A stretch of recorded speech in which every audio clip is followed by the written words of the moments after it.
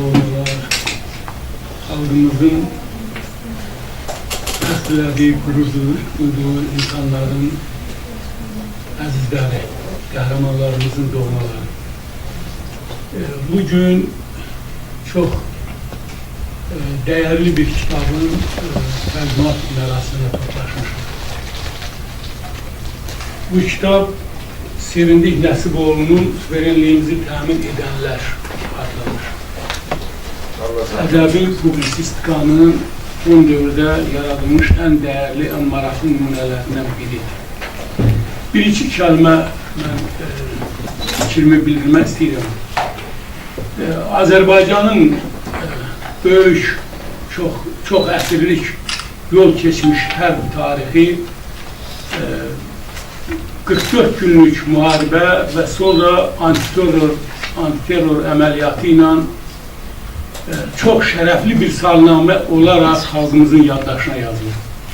Uzun illər, çox uzun illər, bəlkə də zaman əsrlər boyu necə ki biz Babəkin azadlıq uğrunda 80 sər vuruşunu xatırlayırıq, necə ki xalqımızın tarix faciəsi olan Çaldıranı xatırlayırıq, necə ki Azərbaycanın işğalçılara qarşı öz yurdunda qəhrəmanlıqla vuruşan oğullarının igidliyini xatırlayırıq, eləcə də 44 günlük müharibəni və antiterror əməliyyatını hərbi tariximizin ən şərəfli səhifələri kimi zaman ruhumuzda, varlığımızda yaşadacaq.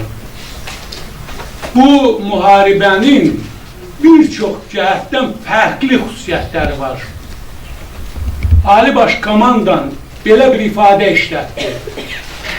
Mən fəxr edirəm ki, Azərbaycanın işğal olunmuş ərazilərini Azərbaycanın müstəqillik dövründə, hətta Ali Baş Komandan dedi ki, mənim ölkəyə prezidentlik elədiyim dövrdə doğulub, dünyaya gəlmiş, böyümüş övladlar azad elədilər. Bu, zənnimcə, müharibə qəhrəmanlarına verilən ən yüksək dəyər, ən böyük qiymətdir. 44 günlük müharibə tarixi maraqlı olan tərəfləri ilə dərsliklərə salınacaq. Gələcək nəsillərin vətənpərvərlik ruhunda tərbiyəsi üçün o faktlardan həmişə istifadə olunacaq. Ayrı-ayrı obrazlar, Azərbaycanın qəhrəman oğulları həmişə həmin dərsliklərdə, həmin yığıncaqlarda xatırlanacaq, yada salınacaq. Prezident deyir ki, Ali Baş Komandan deyir ki, bizim sözümüz imzamızdır.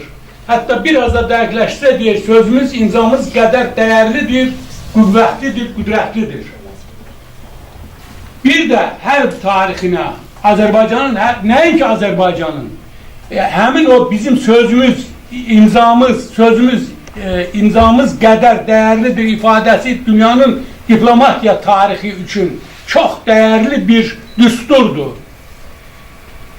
Bir də belə bir ifadə işlətdi, dəmir yumruq ifadəsi. Azərbaycanın hərb tarixi üçün dəmir yumruq ifadəsi də tariximiz üçün ümumiyyətlə təzə termindir və zənnimcə yaşarı bir termindir.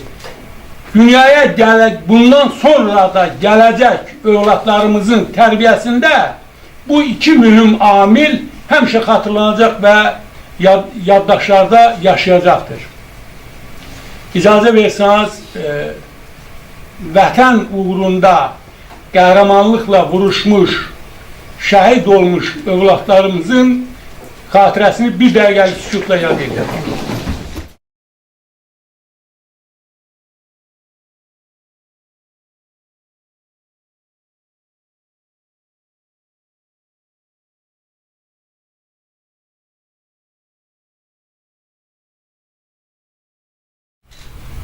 Allah rəhmət eləsin.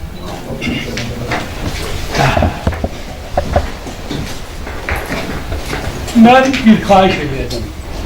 Gələcəyə nikbin nəzərlə baxmaq lazımdır.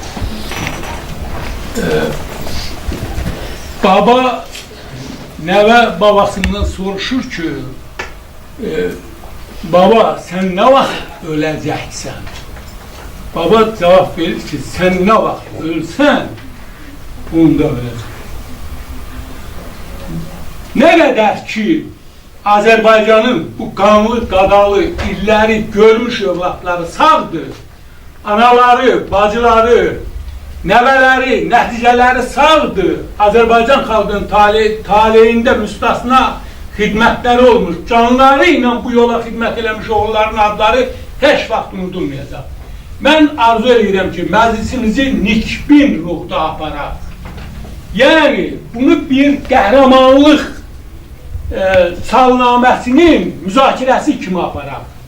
Belə səmimi qəbul edeyim məni. Vətən uğrunda döyüşən oğulların və bugün də bizim ilə birlikdə ruhu ilə yaşayan oğulların xatirəsini əgər belə demək mümkünsə yas məclisi kimi aparmayaq.